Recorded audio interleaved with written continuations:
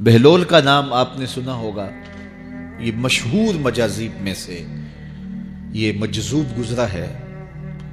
دریائے دجلہ کے کنارے اکثر گھومتا رہتا تھا اور اس کی ادائیں نرالی تھی۔ مجذوبوں کے رنگ اپنے ہوتے ہیں، سادیہ نزدیک رائے عاشقاں، خلق مجنو نندو مجنو آ کے لست۔ تو لوگ انہیں بے وقوف کہتی ہے، لیکن اہل عقل اور اہل تصوف انہیں دانا کہتے ہیں۔ اس لیے بہلول دیوانہ کہا جاتا تھا، لیکن بہلول دانا کہتے ہیں اہل خرد، کہ اصل حقیقی عقل تو ان کے پاس ہیں جو در محبوب تک پہنچ گئے۔ راس الحکمہ تے مخافت اللہ، حکمت اور دانائی کا سر چشمہ اللہ کا خوف ہے۔ تو جس کو اللہ کا خوف جتنا زیادہ ہوگا وہ اتنا زیادہ دانا ہوگا۔ تو یہ لوگ اسی راستے کے مسافر ہوتے ہیں، اور کسی تجلی کے وفور سے شیشہ عقل ٹوٹ جاتا ہے تو پھر ان کی کچھ حرکتیں غیر مرتب ہو جاتی ہیں، تو لوگ سمجھتے ہیں یہ دیوانے ہو گئے ہیں۔ اصل تجلیات کے وفور سے ان کے ہوش ٹکانے نہیں رہے، لیکن ان کے دل پر وہی تجلیات منعکس ہوتی رہتی ہیں، تو انہیں دیوانے کہہ دیا جاتا ہے، لیکن حقیقت میں یہ دانا ہوتے ہیں۔ ان کے اندر کی دنیا مرتب ہوتی ہے، لیکن باہر کی دنیا غیر مرتب ہوتی ہے۔ اٹھنے بیٹھنے کا کبھی پتہ نہیں ہوتا، کھا لیا تو لے لیا، نہیں کھایا تو دو دن گزر گئے۔ پہننے کو کچھ میسر آ گیا تو ٹھیک ہے، نہ میسر آیا تو کئی دن گزر گئے۔ تو ان کو اپنے ظاہر کا خیال نہیں ہوتا، ان کی نظر مشاہدہ جمال پہ ہوتی ہے، اور پھر یہ دنیا سے اور اپنے آپ سے بھی بے گانے ہو جاتے ہیں، اور لوگ انہیں دیوانہ کہہ کے پکارتے ہیں۔ ہارون الرشید گیا نا قبرستان کے قریب سے گزرا تو وہاں بہلول بیٹھا ہوا تھا۔ یہ مشہور مجاذیب میں سے مجذوب اس کو کہتے ہیں کہ تجلیات کے وفور سے جس کا شیشہ عقل ٹوٹ جائے، اس کو مجذوب کہتے ہیں، اور لوگ اسے پاگل کہتے ہیں، لیکن اصل میں تو عقل مند یہ ہیں۔ تو بہلول بیٹھا تھا قبرستان میں، تو ہارون الرشید گزرا تو بہلول نے توجہ نہ دی، تو ہارون الرشید نے چاہا کہ میں اس کو دکھاؤں کہ میں محل کیا ہوتے ہیں، تخت و تاج کیا ہوتے ہیں۔ اس نے دعوت دی، بہلول آؤ نا ذرا بغداد میں، شہر کی رونقیں دیکھو، محلات کی زندگی دیکھو۔ تو حضرت بہلول نے جو جواب دیا بڑا خوبصورت تھا، کہا شہر والے سارے ادھر آ رہے ہیں، میں شہر کیا لینے جاؤں؟ تم مجھے شہر بلا رہے ہو، اور شہر والے سارے روز ادھر آ رہے ہیں، تم کندھوں پہ اٹھا کے روز انہیں ادھر لاتے ہو اور میں شہر چلا جاؤں۔ تو بادشاہ کی بولتی بند ہو گئی۔ یہ بہلول بھی اسی قبیلے کا فرد تھا، دجلہ کے کنارے مٹی کے گھروندے پاؤں پہ بناتا اور انہیں مسمار کر دیتا ہے۔ وہ کبھی آپ نے دیکھا ہوگا کہ بچے ریت میں اپنا پاؤں رکھ کر کے اوپر سے ریت تھپک لیتے ہیں اور پھر پاؤں ہولے سے نکال لیتے ہیں، بچ جائے تو بڑے خوش ہوتے ہیں، اور جب کھیل ختم ہو جاتے تو اسے گرا دیتے ہیں اپنے ہاتھوں سے۔ بہلول بھی اسی شغل میں لگا ہوا ہے۔ بہلول یہ کام کر رہا ہے، گروندے بناتا ہے گراتا ہے، گروندے بناتا ہے گراتا ہے۔ بادشاہ گزرا، پوچھا بہلول کیا کر رہے ہو؟ ہنس کے کہا جنت کے مکان بنا رہا ہوں۔ کہا بیچتے ہو؟ ہاں بیچتا ہوں۔ کتنے کا؟ 10 روپے کا، سیل لگائی ہوئی ہے۔ بادشاہ مسکرا کے گزر گیا، دیوانہ ہے، مجنو ہے، اپنی موج میں لگا ہے۔ پیچھے سے ملکہ زبیدہ بھی آ رہی تھی، اس نے بھی دیکھا، کہا بہلول کیا کر رہے ہو؟ کہا جنت کے مکان بنا رہا ہوں۔ کہا بیچتے ہو؟ ہاں 10 روپے کا بیچتا ہوں۔ 10 روپے بادشاہوں کے لیے کیا ہوتے ہیں؟ 10 درہم نکالے، اس کو دیا، اس نے دریائے دجلہ میں پھینک دیا۔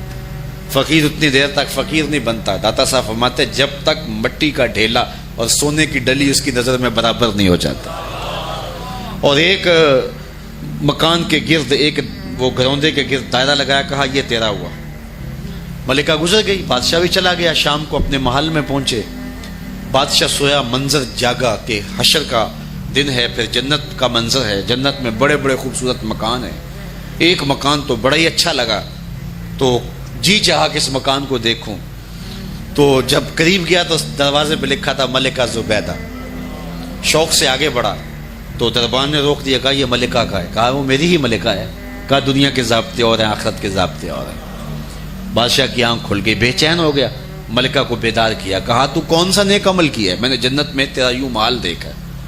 ملکہ کہنے لگی وہی معمول کی نمازیں، وہی سب کچھ، کوئی نیا کام تو میں نے کیا نہیں۔ ہاں یاد آیا، کل گزر رہی تھی، دجلہ کا کنارہ تھا، وہ جسے لوگ مجذوب کہتے ہیں، وہ جو دیوانہ کہلاتا ہے، وہ بہلول وہ جنت کے محل کہتا تھا وہ بنا رہا تھا۔ میں نے کہا چلو کوئی بات نہیں، فقیر ہے، 10 روپے کیا ہوتے ہیں، تو میں نے 10 روپے کا ایک محل خریدا تھا۔ بادشاہ سر پکڑ کے بیٹھ گیا، وہ تو مجھے بھی کہتا تھا، میں دیوانے کی بات سمجھ کے گزر گیا۔ اگلے دن بادشاہ قصدن گزرا، جب قصدن گزرا نا تو دل دھڑک رہا تھا کہ کہیں مجذوب پھر آج مل جائے اور اسی موج میں ہو تو کام بن جائے۔ دیکھا تو بہلول وہاں بیٹھا ہوا ہے، آگے بڑھ کے دیکھا تو کام بھی وہی۔ بادشاہ پھر رک گیا، پوچھا آپ بہلول کیا کر رہے ہو؟ اب دل دھڑک رہا تھا کہ مجذوب ہے، کوئی اور بات کہہ دے تو چلو اچھا ہو کہ وہی جواب دے دے۔ اس نے وہی جواب دیا، جنت کے محل بنا رہا ہوں۔ بادشاہ کا کچھ دل ٹھہرا، پھر کہا اچھا بیچتے بھی ہو؟ ہاں ہاں بیچنے کے لیے بنا رہا ہوں۔ بادشاہ ادھر جیب میں ہاتھ ڈال رہا ہے اور ادھر پوچھ رہا ہے کتنے کا؟ کہا آدھی حکومت لگے گی۔ کہا کل تو 10 روپے کے بتا رہے تھے، کہا کل تم نے دیکھا نہیں تھا، آج سودا دیکھ کے لے رہے ہو۔ اللہ تعالیٰ ارشاد فرماتا ہے انما تنذر من اتبع الذکر وخشی الرحمن بالغیب، جو ان ڈٹھے سودے کرتے ہیں، جو بغیر دیکھ کے کرتے ہیں۔ اچھا چلو، جنید بغدادی دجلہ کے کنارے جا نکلے اور آپ کے شاگرد بھی تھے آپ کے ساتھ، تو وہاں بہلول ملے۔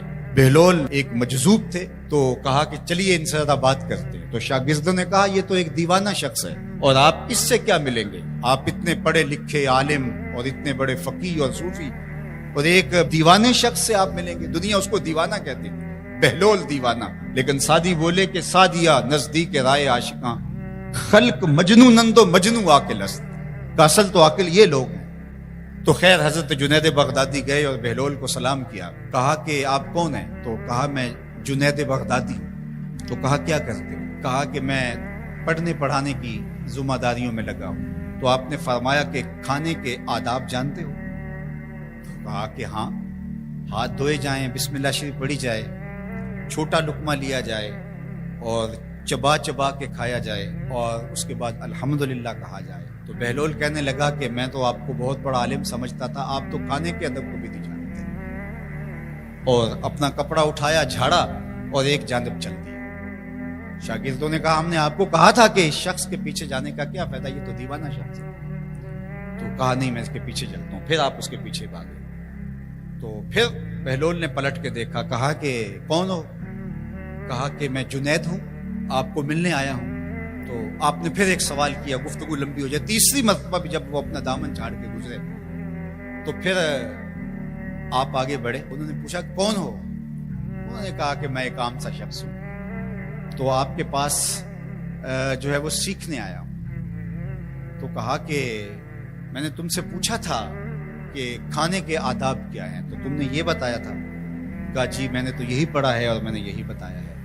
تو کہا کھانے کا سب سے پہلا ادب یہ ہے کہ لقمہ حلال کا ہو، باقی لقمے چھوٹے چھوٹے توڑ کے کھائے یا چبا چبا کے کھائے یا جو ہے وہ پانی پہلے پیے یا بعد میں پیے، کہا یہ باتیں بات کی ہے۔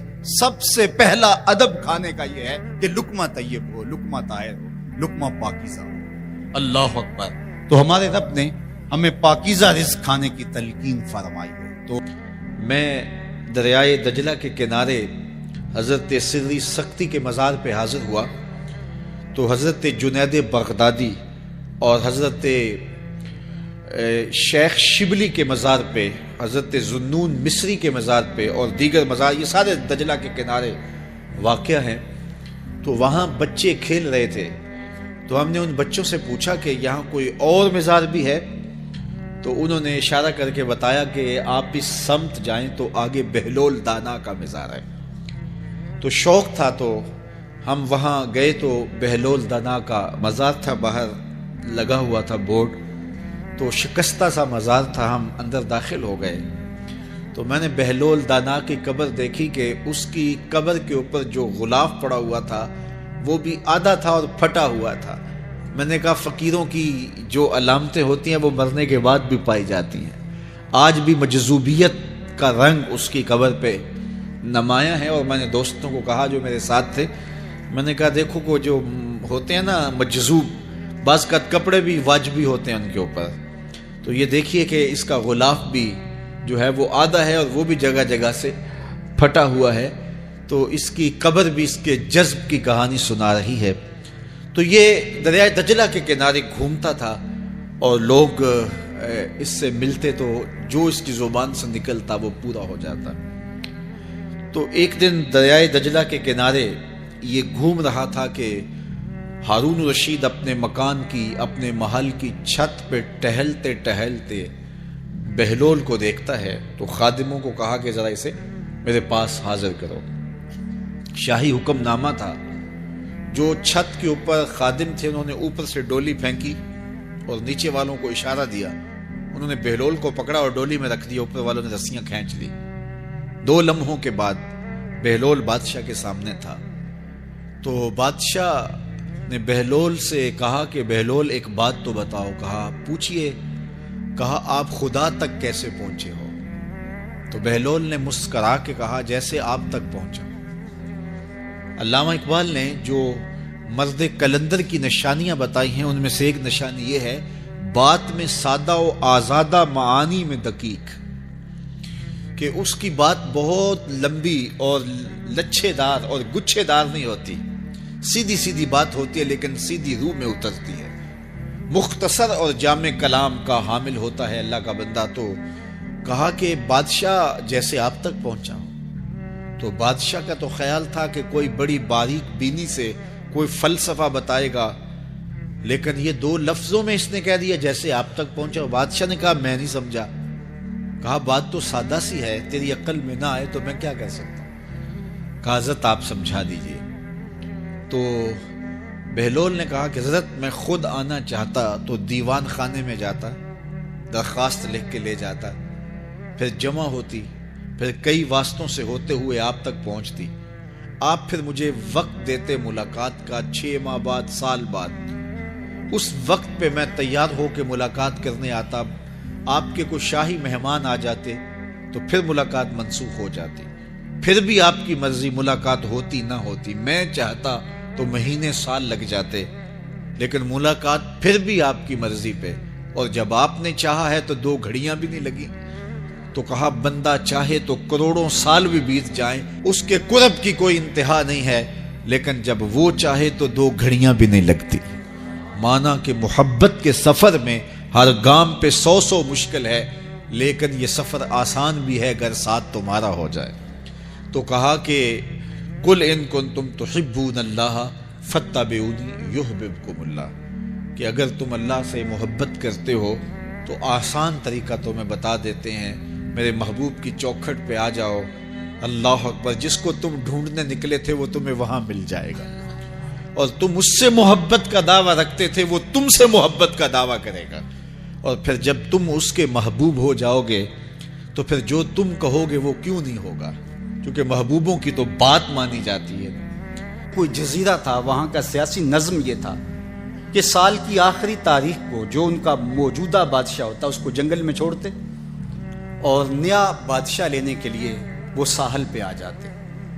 جو پہلا شخص ساحل پہ اترتا اس کو اپنا حکمران مان لیتے، جو بھی حکمران بن جاتا وہ خوش ہو جاتا، حالانکہ اس کو بتا دیتے کہ 1 سال کے لیے تجھے منتخب کیا ہے، سال کی آخری تاریخ کو تخت سے اٹھائیں گے، باندھیں گے، جکڑیں گے، اور اسی جزیرے کے دوسرے کنارے ایک جنگل ہے جہاں خاردار جھاڑیاں اور موذی جانور ہیں، وہاں تجھے پھینک دیں گے۔ وہ بھول جاتا، کہتا دیکھی جائے گی، اور سال کی آخری تاریخ جب وہ رسیاں اور زنجیریں لے کے آتے تو وہ پریشان ہو جاتا کہ آنکھ جھپکنے میں سال گزر گیا، پتہ ہی نہیں چلا، پھر روتا ہوا چیختا ہوا اس جنگل میں جاتا اور لوگ اس کو چھوڑ کے آ جاتے اور درندوں کا رزق بن جاتا، اور جو بھی آتا اس نے کبھی انکار نہیں کیا تھا۔ پہلی بار ایسا ہوا کہ جس شخص کو انہوں نے ہار ڈالے، گارڈ آف آنر دیا، تعظیم تکریم دی، سیلوٹ کیا، اس نے کہا یہ سب کیا ہے؟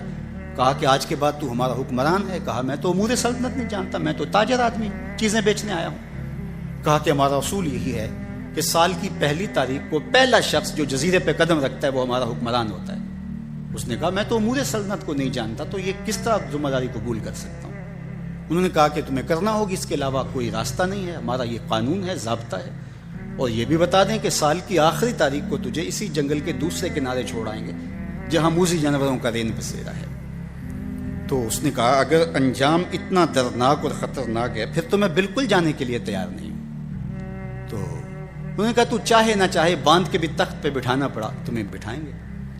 اس نے کہا اچھا مجھے یہ بتاؤ کہ سال بعد میری بات مانو گے یا نہیں؟ اس نے کہا کہ ہاں، قانون میں تو ترمیم نہیں کر پائے گا، لیکن یہ ہوگا کہ تیرے انتظامی حکم ہم ماننے پہ مجبور ہوں۔ اس نے کہا ٹھیک ہے، میں تمہارا حکمران بننے کے لیے تیار ہوں۔ رومی بولتے ہیں کہ جب بھی کوئی شخص تخت نشین ہوتا تو وہ بھول جاتا کہ میرے 7 سال کی آخری تاریخ میں کیا ہونے والا ہے۔ وہ عیش و عشرت کرتا اور یوں وقت گزارتا، سال کی آخری تاریخ آنکھ جھپکنے میں آ جاتی۔ لیکن یہ پہلا شخص تھا، تخت نشین ہوتے اس نے پہلا حکم نامہ جاری یہ کیا کہ کمانڈوز بلائے جائیں۔ بلائے گئے، کہا اس جنگل میں چلے جاؤ جہاں تم بادشاہوں کو پھینک کے آتے ہو، اور وہاں کے موذی جانور کاٹ ڈالو۔ پھر بلدیہ کے ملازمین بلائے، کہا جاؤ جا کے وہاں کی جھاڑیاں کاٹو۔ پھر معمار بلائے، کہا جا کے وہاں محل تیار کرو۔ کچھ لوگوں کو بلایا، کہا جا کے وہاں پھول لگاؤ، پھلدار درخت لگاؤ، سایہ دار شجر لگاؤ۔ پوری حکومتی مشینری اس جنگل کو کٹوانے، وہاں کے موذی جانور قتل کروانے، اور وہاں خوبصورت محل بنوانے، کنویں کھدوانے اور پھلدار درخت لگوانے میں صرف کر دی۔ اب سال کی آخری تاریخ کو جب وہ زنجیریں لے کر آئے تو اس نے کہا کہ مجھے کیوں جکڑتے ہو، میں خود جانے کے لیے تیار ہوں، اس لیے کہ یہ اس تخت پہ آرام سے نہ بیٹھا، یہاں بیٹھ کے تیاری وہاں کی کرتا رہا جہاں اس نے جانا تھا۔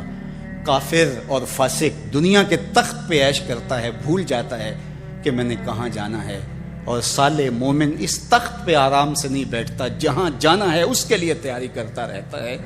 اور جب جنازہ اٹھتا ہے تو وہ کہتا ہے اجلوا بی ولا تؤخروا بی، دیر نہ کرو، مجھے جلدی لے جاؤ، میرا تو وہاں انتظار ہو رہا ہے۔ اور پھر جب وہ وہاں پہنچتا ہے تو القبر روضۃ من ریاض الجنہ، وہ جنت کے باغوں میں سے باغ بن چکی ہوتی ہے۔ وہ سارے تھور، ساری جھاڑیاں، ساری آگ اور وہاں کے سارے بھڑکتے ہوئے شعلے بجھا چکا ہوتا ہے، اپنے اعمال کے لشکر بھیج کے۔ ہم نے دیکھنا ہے کہ ہم یہاں آخرت کے لیے کچھ بھیج رہے ہیں کہ یہیں سب کچھ لٹا رہے ہیں۔ دنیا کے مختلف ممالک میں جانا ہوتا ہے۔ تو ایک دفعہ میں اٹلی گیا تو وہاں ایک شہر میں مجھے کچھ دوست لے گئے، تو وہ چھوٹا سا گھر تھا، تو 20 سے 30 لوگ وہاں رہ رہے تھے۔ تو میں بڑا حیرت زدہ ہوا، تو میں نے کہا کہ آپ یہاں تنگ سی جگہ پہ 20-25 لوگ رہ رہے ہیں، تو اتنی مشکل میں کیوں رہ رہے ہیں؟ تو کوئی بڑا سا گھر خرید لیں، آسودہ رہیں۔ تو انہوں نے کہا کہ جناب آپ ہمارے علاقے میں جا کے دیکھیں، 5-5 کنال کے گھر ہم نے وہاں شروع کیے ہیں۔ ہم یہاں کمائی کرنے آئے ہیں، عیش کرنا تھوڑے آئے ہیں، ہم تو چند سالوں کے لیے یہاں آئے ہیں، اس لیے ہم یہاں سے کماتے ہیں، بھیجتے وہاں ہے جہاں ہم نے ہمیشہ جا کے رہنا ہے۔ میں نے کہا یہی تو میں سمجھانے آیا ہوں، جہاں جتنا رہنا ہے وہاں کا انتظام بھی اس حساب سے کرو۔ حضور نے فرمایا کن فی الدنیا کانک غریب او عابر السبیل، دنیا میں ایسے رہو جس طرح مسافر اجنبی رہتا ہے۔ دنیا پر جینا لگا کے بیٹھ جاؤ، چند دن کے لیے آئے ہو، یہ آخرت کی کھیتی ہے، دار العمل ہے، وہ آخر دار الجزا ہے۔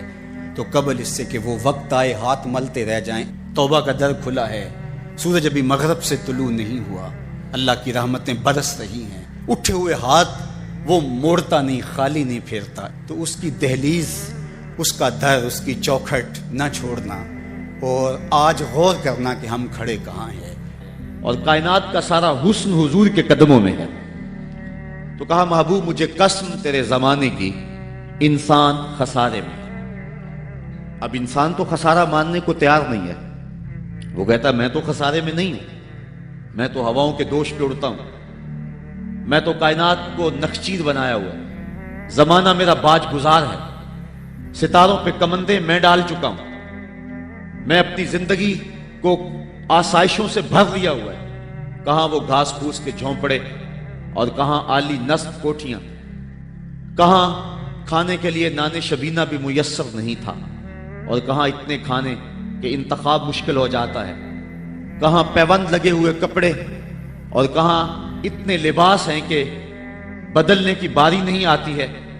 تو میں تو خسارے میں نہیں ہوں، میں تو ہواؤں کے دوش پہ اڑتا ہوں، میں تو سمندر کی تہوں میں اتر جاتا ہوں، میں تو پوری دنیا کو گلوبل ولیج بنا لیا ہوا ہے، میں تو کائنات کا سارا حسن کشید کر لیا ہے، میں تو خسارے میں نہیں ہوں۔ اللہ کہتا ہے محبوب مجھے قسم تیرے زمانے کی، یہ خسارے میں ہے، یہ خسارہ ماننے کو تیار نہیں، اور اللہ کہتا ہے محبوب مجھے تیرے زمانے کی قسم یہ خسارے میں۔ تو امام راضی فرماتے ہیں آپ فرماتے ہیں جو خسارہ ہے یہ انسانیت کا ہے. اگر یہ ہواؤں کے دوش پہ اڑتا ہے تو یہ انسان کا کمال نہیں ہے. یہ تو چڑیا بھی اڑتی ہے, یہ تو مکھی بھی اڑتی ہے. اگر یہ پانی میں تیرتا ہے تو یہ تو مچھلی بھی تیرتی ہے. اگر اس نے آسائشیں اور سہولتیں اپنے لیے تلاش کر لی ہیں تو وہ تو دوسری مخلوقات کو بھی حاصل ہے.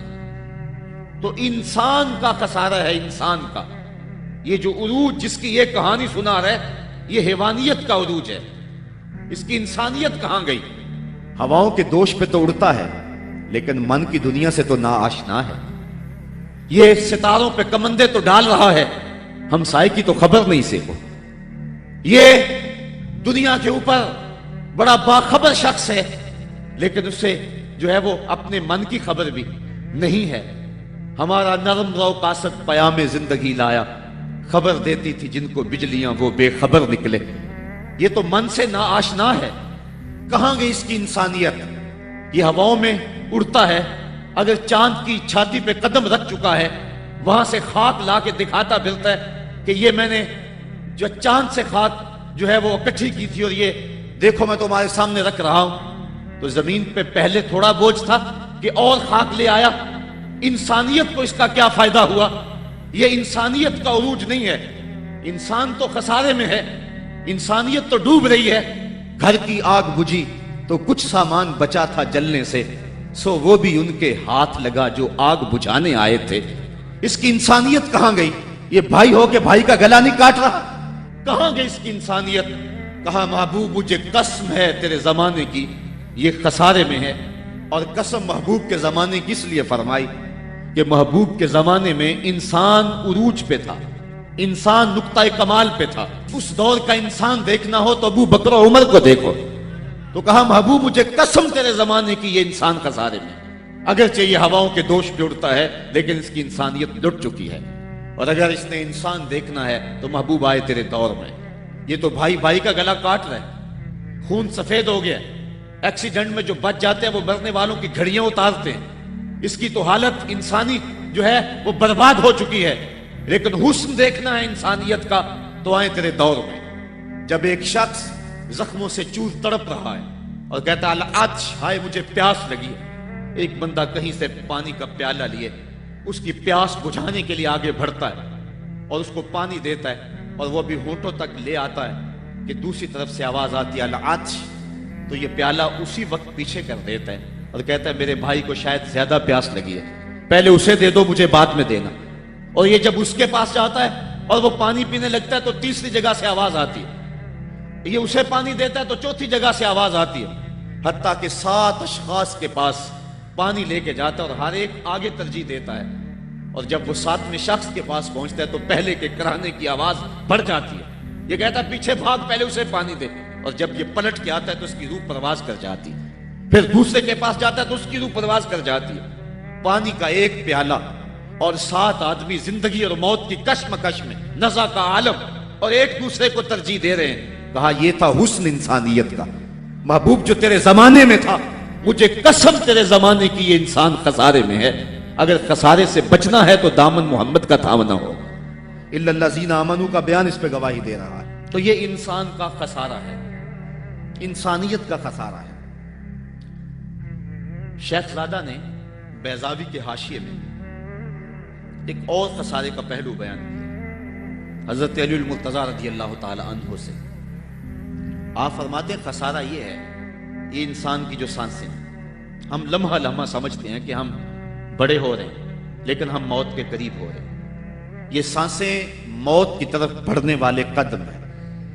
تو یہ ہے انسان کا خسارہ جو اپنی سانسوں کے ذریعے کر رہا ہے. امام رازی لکھتے ہیں کہ ایک شخص پھٹے پہ رکھ کے برف بیچ رہا تھا اور ایک بزرگ کہتے ہیں کہ مجھے ان الانسان لفی خسر کا ترجمہ سمجھ میں نہیں آتا.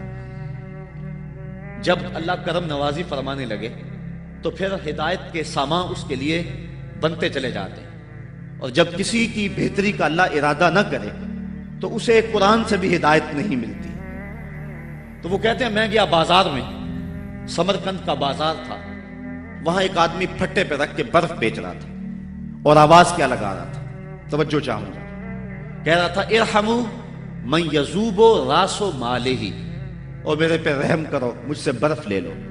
اگر تم نے برف خریدنے میں دیر کر دی تو میں کمائی کیا کرنی ہے؟ جو میں نے پیسے لگائے ہیں وہ بھی میرے لٹ جائیں گے، میرا راس المال بھی برباد ہو جائے گا، کیونکہ برف ایسا سودا ہے کہ اگر گاہک وقت پہ نہ پہنچے تو نقصان ہو جاتا ہے۔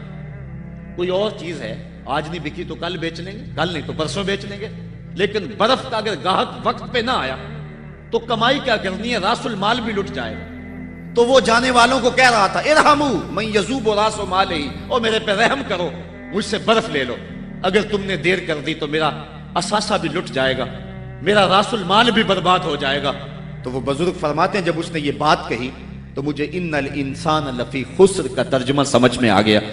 میں نے کہا کہ ہم بھی اپنے سانسوں کی برف کو پگھلا رہے ہیں، اور قطرہ قطرہ جس طرح برف پگھلتی ہے، سانس سانس کر کے زندگی پگھل رہی ہے۔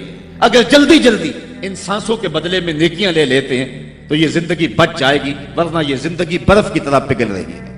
ان الانسان لفی خسر، انسان خسارے کا سودا کر رہا ہے، لمحہ لمحہ موت کے قریب ہو رہا ہے، یہ سمجھ رہا ہے میں بڑا ہو رہا ہوں لیکن یہ چھوٹا ہو رہا ہے۔ جب گنتی الٹی شروع ہو جائے تو کام جلدی زیرو پر آ جاتا ہے، کسی کی 60 سے، کسی کی 70 سے، کسی کی 100 سے گنتی الٹی شروع ہے، اور لمحہ لمحہ ہم موت کی طرف بڑھ رہے ہیں۔ یہ انسانیت کا خسارہ ہے۔ ایک مفسر ہوا تبا تبائی، ہے تو ویسے ڈاما ڈول لیکن بات بڑی پتے کی لکھ گیا۔ وہ کہتا ہے خسارے کا ایک اور پہلو بھی ہے، اور اس پہ میں آپ کی تھوڑی سی توجہ بھی چاہوں گا۔ وہ کہتا ہے خسارہ یہ ہے کہ اللہ نے ایک شے کو ایک حسن دیا ہے تو دوسرے حسن سے اسے محروم رکھا ہے، تو وہ شے کہتی ہے کہ میں خسارے میں۔ اس کی مثال وہ کہتا ہے یہ پھول ہیں، ان میں خوشبو ہے لیکن روشنی نہیں ہے، اندھیرے میں آپ ان سے چراغاں نہیں کر سکتے، تو پھول کہیں گے ہم خسارے میں، ہمارے میں خوشبو تو ہے لیکن روشنی نہیں۔ چاند میں روشنی ہے لیکن اس میں خوشبو نہیں ہے، تو چاند کہتا ہے میں خسارے میں ہوں، کہ میرے میں روشنی تو بڑی ہے، میرے دم سے کائنات میں اجالے تو پھیل جاتے لیکن خوشبو نہیں ہے، میں خسارے میں ہوں۔ ایک بچہ کہتا ہے میرے میں بچپنے کی معصومیت تو ہے لیکن جوانی کا بانکپن نہیں ہے، لہٰذا میں خسارے میں۔ ایک جوان کہتا ہے میرے میں جوانی کا حسن تو ہے لیکن بڑھاپے کا تجربہ نہیں، لہٰذا میں خسارے میں۔ اور ایک بوڑھا کہتا ہے کہ میرے میں بڑھاپے کا تجربہ تو ہے لیکن اب بچپنے کی وہ معصومیت کا، وہ کاغذ کی کشتی، وہ بارش کا پانی۔ اور اقبال کہتا ہے، آپ کے شہر اقبال میں آیا ہوں، وہ کہتا ہے کہ جنبش زنجیر در سے لطف آتا تھا مجھے، وہ کنڈی بھی ہلتی تھی تو اس سے بھی لطف آ جاتا تھا، آج تو نغمے بھی نہیں نہ بہلاتے، لیکن اس بچپن میں کنڈی کے ہلنے سے بھی لطف آ جاتا تھا اور غم بھول جایا کرتے تھے۔ وہ کیا کسی نے کہا تھا کہ اپنے جل جانے کا بھی احساس نہیں تھا، جلتے ہوئے شعلوں کو چھیڑا کرتے تھے، اب تو ایک آنسو بھی رسوا کر جاتا ہے، بچپن میں جی بھر کے رویا کرتے تھے، اب تو وہ رونے کا حسن بھی نہیں نہ رہا۔ تو کہا کہ میرے پاس بڑھاپے کا تجربہ تو ہے لیکن بچپنے کی معصومیت نہیں ہے، لہٰذا میں خسارے میں ہوں۔ ایک شب زندہ دار کہتا ہے کہ میرے پاس سحری کے آنسو تو ہیں لیکن علم کا بانکپن نہیں ہے، اور ایک عالم کہتا ہے کہ میرے پاس علم کے کمال تو ہیں لیکن تہجد کے سجدے نہیں ہیں، لہٰذا میں خسارے میں ہوں۔ بلبل کہتی ہے میرے لہجے میں تو حسن ہے لیکن میرے بازوؤں میں طاقت نہیں ہے، لہٰذا میں خسارے میں ہوں۔ شیر کہتا میرے بازوؤں میں تو طاقت ہے لیکن میرے پر نہیں ہے کہ میں اڑ سکوں، لہٰذا میں خسارے میں ہوں۔ کوئل کہتی ہے میرے لہجے میں تو جادو ہے لیکن رنگ میرا کالا ہے، لہٰذا میں خسارے میں ہوں۔ مور کہتا ہے میرے پروں میں تو حسن ہے لیکن میرے پاؤں بدصورت ہیں، لہٰذا میں خسارے میں ہوں۔ تو وہ کہتا ہے کہ کائنات کی ہر شے کسی نہ کسی طرح خسارے میں ہے، لیکن پھر کہتا ہے اگر تمہیں شوق ہو کہ ایک ذات ایسی بھی دیکھیں جس میں خسارہ نہ ہو تو آؤ مدینے کی گلی میں آ جاؤ۔ حسن کی ساری شوخیاں، جمال کے سارے کریمے اور حسن کا سارا بانکپن اگر ایک ذات میں دیکھنے کا شوق آ جائے، حسن یوسف دم عیسیٰ ید بیضا داری، ہما دارند آنچے پھوپاں تو تنہا داری۔ کائنات حسن جب پھیلی تو لا محدود تھی اور جب سمٹی تو تیرا نام بن کے رہ گیا۔ اگر یہ شوق ہو کہ کائنات کے سارے حسن ایک پیکر میں دیکھیں تو کہا اس کے لیے میں نے ایک محمد ہی بنا دیا۔ سارے حسن ایک پیکٹ میں آپ کو ملیں گے، سارے کمال اور سارے جمال اور سارے عروج اور ساری عزتیں اور سارے مراتب آپ کو ایک ذات میں جمع ملیں گے، اور محمد ہوتا ہی وہ ہے جو مجمع کمالات ہو۔ تو کہا کہ یہ ہے ایک خسارے کا پہلو، اور کائنات میں ایک ہی شخص ہے جو خسارے سے بچا ہوا ہے۔ اب جو اس ذات سے وابستہ ہوگا وہ بھی خسارے سے بچ جائے گا۔ الا الذین آمنوا، جس کے ہاتھ میں یہ دامن ہو وہ خسارے سے بچ جائے گا، ورنہ خسارے سے کوئی بچ نہیں سکتا۔ نہ دولت بچا سکتی ہے، نہ اقتدار کی بچھی ہوئی مسندیں خسارے سے بچا سکتی ہیں، نہ کوئی اور انسان کو دنیاوی کمال خسارے سے بچا سکتا ہے۔ اگر خسارے سے بچنا ہے تو ہاتھوں میں دامن مصطفیٰ لینا ہوگا۔ وہ کبھی آپ نے دیکھا ہوگا، اب تو وہ دور بدل گیا ہے، وہ چکی ہوتی تھی جس میں وہ گندم پیستے ہیں، مختلف چیزیں، تو اس کے دو پتھر ہوتے ہیں، ایک نیچے والا ساکن، اوپر والا متحرک، تو درمیان میں اس کے ایک کلی ہوتی ہے جس کے ارد گرد اس کو گھماتے ہیں، تو وہ جو دانے ہیں وہ درمیان خالی جگہ میں ڈالتے ہیں، اس کو گالا کہتے ہیں، اس میں ڈالتے ہیں اور پھر اس چکی کو گھماتے ہیں، تو جو دانے اس مرکز سے، اس کلی سے ہٹ جاتے ہیں وہ پس جاتے ہیں، اور جو اس کلی سے لگ کے رہتے ہیں وہ بچ جاتے ہیں۔ کہا محبوب مجھے قسم تیرے زمانے کی، انسان خسارے میں ہے، الا الذین آمنوا، بچے گا وہ جو تیرے دامن سے لپٹ جائے گا۔ اور یہ میں مفہوم ایمان کا جو آپ کے سامنے دامن مصطفیٰ سے تمسک اختیار کرنا، یہ میری جذباتیت کا کمال نہیں، حقیقت ہی ہے۔ علامہ سعد الدین تفتازانی علیہ رحمہ شرح قائد میں لکھتے ہیں کہ ایمان ہے کیا؟ آپ فرماتے ہیں الایمان ہی تصدیق بما جاء بہ النبی صلی اللہ علیہ وسلم، حضور کے علاوہ ایمان ہو ہی نہیں سکتا ہے، یہ ممکن ہی نہیں ہے۔ اور یہ بات بھی ذہن میں بٹھا لیں کہ حضور سے ذہنی تعلق کا نام ایمان نہیں ہے، حضور سے قلبی تعلق کا نام ایمان ہے، اور یہ میرے مسلک کی پہچان ہے۔ صرف ذہنی تعلق کا نام ایمان نہیں ہے، قلبی تعلق کا نام ایمان ہے۔ اس کو مزید سہل کروں تو حضور کو نبی جاننے کا نام ایمان نہیں ہے، نبی ماننے کا نام ایمان ہے۔ ورنہ کتنے لوگ تھے جانتے تھے لیکن ایمان نہ لائے۔ الذین آتیناہم الکتاب یعرفونہ کما یعرفون ابناءہم، جن کو ہم نے کتاب دی وہ ایسے جانتے تھے جس طرح بیٹوں کو جانا کرتے، لیکن اس کے باوجود ایمان نصیب نہیں ہوا۔ ایمان جاننے کا نام نہیں ہے، ایمان ماننے کا نام ہے۔ پھول کو بلبل جانتی نہیں مانتی ہے، اگر مانتی نہ ہوتی تو پھول کے گرد رقص بسمل کے تماشے نہ کرتی۔ شمع کو جانتے سارے ہیں لیکن مانتا صرف پروانہ ہے۔ تو ایمان جاننے کا نام نہیں ہے، ایمان ماننے کا نام ہے۔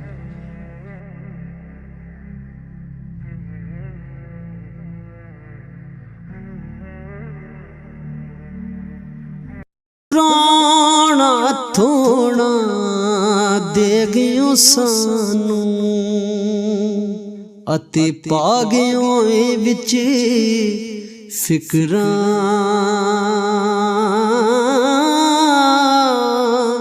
پاٹی لیر پرانی وانگوں تے ٹنگ گیوں وچ ککراں۔